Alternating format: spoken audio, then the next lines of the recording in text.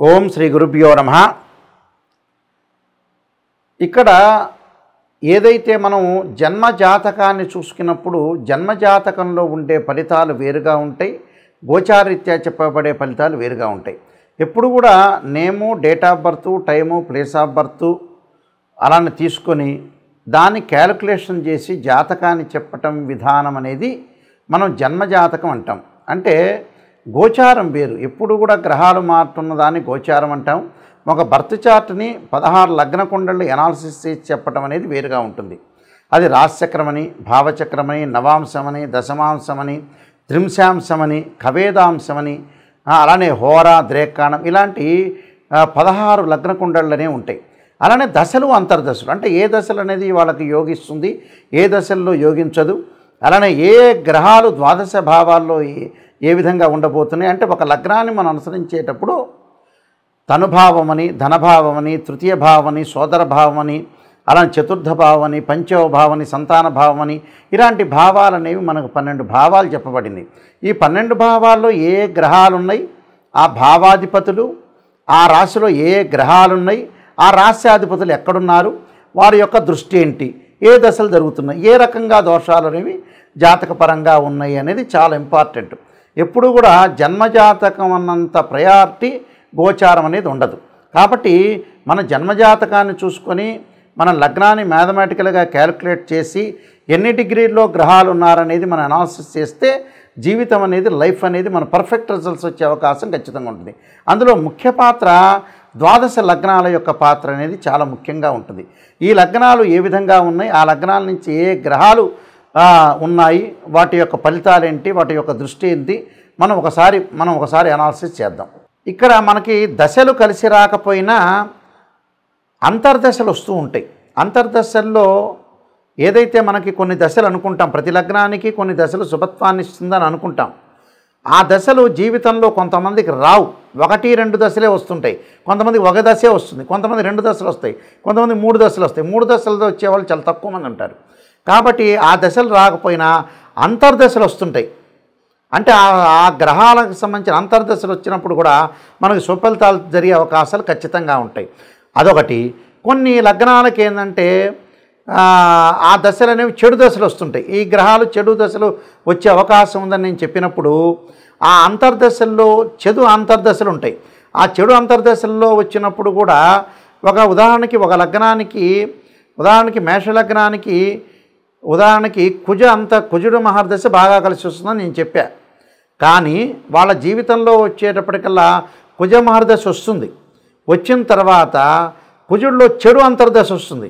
అప్పుడు ఫలితం అనేది మధ్య రకంగా ఉంటుందని మనం బేరీజ్ వేసుకోవాలి. అందువల్ల అక్కడ కుజుడే అంతర్దశ వస్తుంది, చెడు దశ వస్తుంది. ఉదాహరణకి చెడు దశ ఒకటి వచ్చింది అనుకుంటా, కుజుడు అంతర్దశలో అది కూడా మధ్య రకంగా ఉంటుంది. అంటే మనకి శుభత్వాన్నిచ్చే మహర్దశ వచ్చినా, శుభత్వాన్నిచ్చే అంతర్దశ వచ్చినా మనకి మంచి ఫలితాన్ని వస్తాయి. అలానే ఇక్కడ ఏదైతే ఆ మహర్దశ అనేది మనకు కలిసి రాదో, ఆ మహర్దశ కలిసి రాకపోయినా అంతర్దశ కలిసి వచ్చే అవకాశం అనేది ఉంటే మధ్య రకమైన ఫలితాన్ని ఇస్తారని మనం గుర్తుపెట్టుకోవాలి. ఇలాంటివన్నీ కూడా మన జ్యోతిష్ శాస్త్ర ప్రకారంగా చెప్పబడింది. కాబట్టి లగ్నం అనేది చాలా ఇంపార్టెంట్గా మనం ప్రాతిపదికగా తీసుకోవాలి. ద్వాదశ లగ్నాల్లో 5వదైన సింహలగ్నం. సింహలగ్నంలో జన్మించిన వాళ్ళకి ఏ దశలు జీవితంలో కలిసి వచ్చే అవకాశం ఉంటుంది, ఇవన్నీ కూడా జన్మజాతకాన్ని బట్టి మాత్రమే మన అనుసరించి ముందుకు వెళ్ళాలి. నిజంగా గోచారం కాదు, జన్మజాతకం బర్త్ చార్ట్ని బట్టి అనుసరిస్తే మనకు కరెక్ట్గా విషయాలు తెలుస్తాయి. అయితే సింహలగ్నంలో జన్మించిన వాళ్ళకి ఏ మహర్దశలు కలిసి వస్తాయి అంటే రవి మహర్దశ, అలానే గురు మహర్దశ, గురు మహర్దశతో పాటు కుజ మహర్దశ. అంటే ఈ 3 మహర్దశలు కూడా అంటే రవి, కుజుడు, గురువు శుభత్వాన్ని ఇచ్చే అవకాశం ఒకటి ఉంది. అలానే శని, బుధుడు, శుక్రుడు పాపులు అంటారు. అలానే ఇక్కడ ఏదైతే నేను చెప్పిన ఈ మహర్దశలు, రవి మహర్దశ ఉంది. ఈ రవి నీచస్థానంలో లేకుండా ఉచ్చస్థానంలో, నీచస్థానం అంటే ఏమిటి, తులారాశిలో ఉండకూడదు, ఉంటే కూడా ఇబ్బందికరమైన రవి మహర్దశ కలిసి రాదు. నీచస్థానంలో లేకపోతే రవి ఖచ్చితంగా కలిసి వచ్చే అవకాశం ఉంటుంది. అదృష్టయోగం, ఆరోగ్యం మహాభాగ్యం ఉంటుంది, ఆరోగ్యం అనుకూలంగా ఉంటుంది. ఉద్యోగంలో ప్రమోషన్లు, ట్రాన్స్ఫర్ జరగటం, ఆరోగ్యం బాగుండటం ఒకటి. కొత్తగా నూతనంగా ఉద్యోగాలకు వెళ్ళే వాళ్ళకు కూడా వాళ్ళు అనుకున్న దానికంటే కూడా ఎక్స్పెక్ట్ చేయని దానికంటే కూడా మంచి ఉద్యోగం వచ్చే అవకాశం ఉంటుంది. ప్రభుత్వ ఉద్యోగంలో మంచి పదవిలో ఉండే అవకాశాలు ఎక్కువ ఉంటాయి. రాజకీయ నాయకులు కూడా చాలా అనుకూలంగా ఉండే అవకాశం ఖచ్చితంగా ఉంటుంది. అలా డాక్టర్స్ కావటం, మెడికల్ సంబంధించిన విషయాలు అనుకూలంగా ఉండటం, ఎంబీబీఎస్ చేయటం, అలానే వివిధ వృత్తుల్లో బాగా అనుకూలంగా ఉండే అవకాశాలు ఎక్కువగా ఉంటాయి. కాబట్టి ఇక్కడ రవి కలిసి వచ్చే అవకాశం ఖచ్చితంగా ఉంటుంది. రవి తర్వాత ఏమిటి? కుజుడు. అంటే పంచమాధిపతి కుజుడయ్యాడు. ఇక్కడ ఏదైతే సింహలగ్నం నుంచి గురువు పంచమాధిపతి గురువు అయ్యాడు.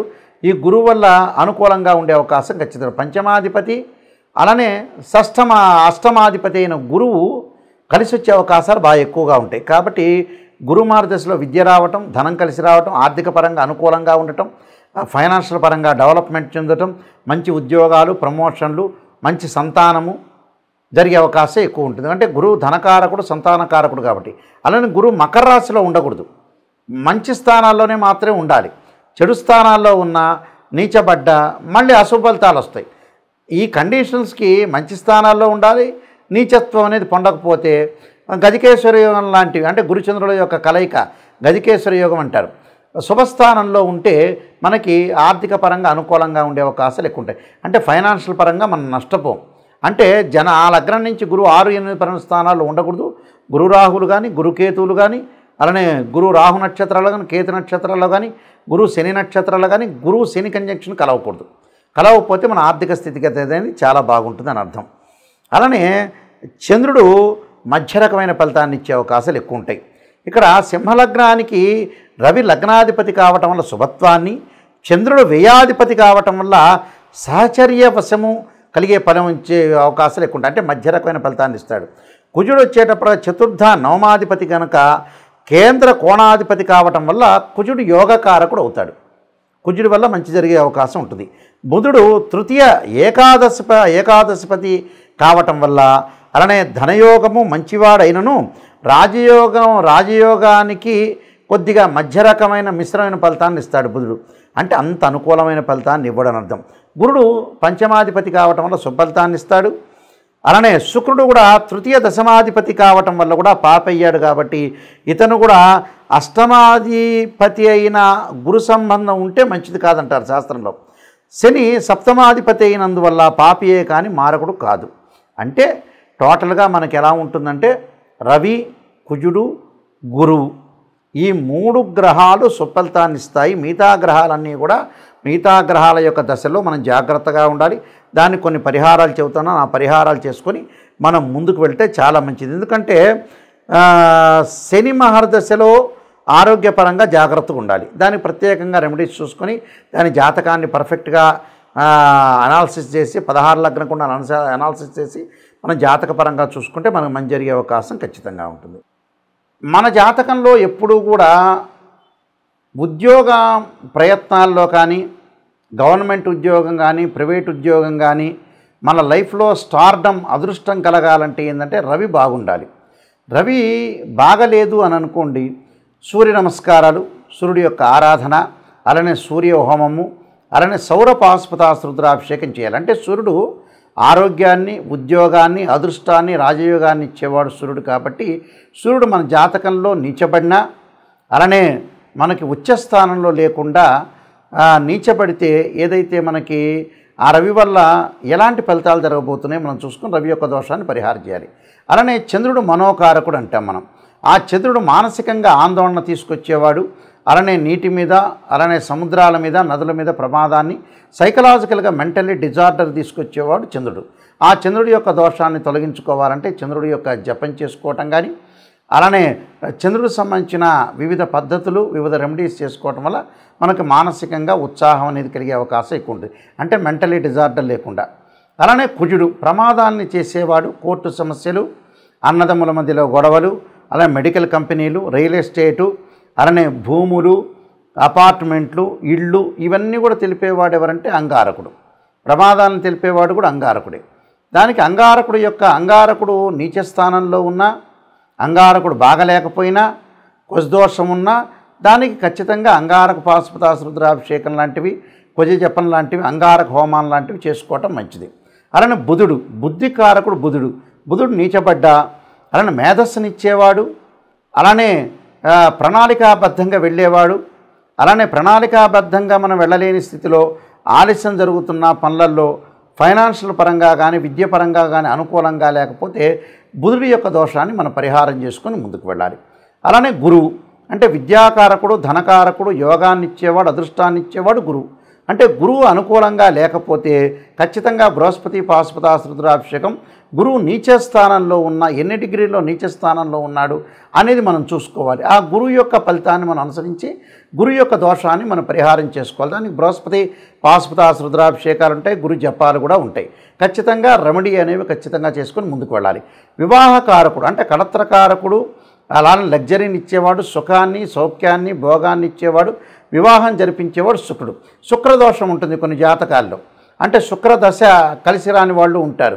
నేను చెప్పిన రవిదశ, అలానే చంద్రుడు, కుజుడు, బుధుడు, గురువు, ఈ శుక్రదశలు అంతర్దశలు బాగలేని వ్యక్తులు కూడా శుక్రుడు వివాహం కాబట్టేదో ఆలస్యం అవుతుంది, దగ్గరికి వచ్చినట్టు వచ్చిపోతుంది, ఏది కూడా మనం పనులు చేయలేకపోతున్నాం, వాహనాలు కొనుగోలు చేయలేకపోతున్నాం అనే వ్యక్తులందరూ కూడా భృగుపాశుపతాశ్ర రుద్రాభిషేకం లాంటివి చక్కగా జాతకాన్ని చూపించుకొని జాతకంలో అసలు నిజంగా దోషం ఉందా లేదా తెలుసుకొని ముందుకు వెళ్ళటం అనేది చాలా మంచిది. శని ఆయుక్కారకుడు అంటే శని మహర్దశ కలిసి వస్తుందా లేదా, ఆ లగ్నానికి శని బాగలేడా, శని నీచ స్థానంలో ఉన్నాడా మనం తెలుసుకోవాలి. శని ఆయుష్ ఇచ్చేవాడు శని. ఆరోగ్యపరంగా అనారోగ్యం చేసేది, ఆరోగ్యపరంగా ఇబ్బందులు కలిగించేవాడు కూడా శనే. అలానే రవి కూడా ఆరోగ్యపరంగా ఇబ్బందులు కలిగించేవాడే. అలానే కుజుడు ప్రమాదాలను కలిగించేవాడు. కాబట్టి శని యొక్క దోషం పోవటానికి శని జపము, శనికి సంబంధించిన హోమము, అలానే తైలాభిషేకం లాంటి వివిధ పద్ధతులు చాలా ఉన్నాయి. ఆ శని యొక్క దోషం తొలగించుకోవటం చాలా మంచిది. అలానే రాహు అంటే విదేశాలకు వెళ్ళటం, జీవితంలో మాయగా ఉండటం, జీవితంలో ఏది కూడా అనర్థాలకు దారితీసే అవకాశాలు, దగ్గరకు వచ్చినట్టు వచ్చి పనులు లేటుగా జరగడానికి రాహువు సంబంధించినవి కూడా సర్పసూక్త పాశుపతాశ్ర రుద్రాభిషేకం లాంటివి చేసుకోవాలి. రాహు మార్గదశ కలిసి వస్తుందా లేదా కూడా చూసుకోవాలి. అలానే కేతు జ్ఞానకారకుడు కేతు అంటాడు. ఆ కేతువు మంచి స్థానంలో లేకపోయినా రాహుకేతు నీచ స్థితిలో ఉన్న సర్పదోషాలు, కాలసర్పదోషాలు ఉన్నా కూడా ఆ కేతు యొక్క దోషాన్ని పరిహారం చేసుకోవడానికి గణపతి యొక్క ఆరాధన చాలా ముఖ్యమైనది. కాబట్టి ఆ కేతు మహర్దశ కలిసి వస్తుందా లేదా కూడా చూసుకోవాలి. ఇవన్నీ కూడా జన్మజాతకాన్ని బట్టి, ద్వాదశ భావాలను బట్టి, రాశ్యాధిపతులను బట్టి నిజాన్ని తెలుసుకొని మనం ముందుకు వెళితే దాని యొక్క పరిహారాలు ప్రతి పరిహారానికి కూడా ఖచ్చితంగా ఒక జీవితంలో ప్రాబ్లమ్స్ ఉందంటే ఖచ్చితంగా పరిహారం చేసుకుంటే చాలా మంచి జరిగే అవకాశం ఉంటుంది. నెగిటివ్లో ఉంటేనే మనం పాజిటివ్ వస్తే మనకు మంచి జరిగే అవకాశాలు ఖచ్చితంగా ఉంటాయి. వీళ్ళందరికీ కూడా సుఫలితాలు జరగాలని ఆశిస్తూ సర్వే జనా సుఖినో భవంతు.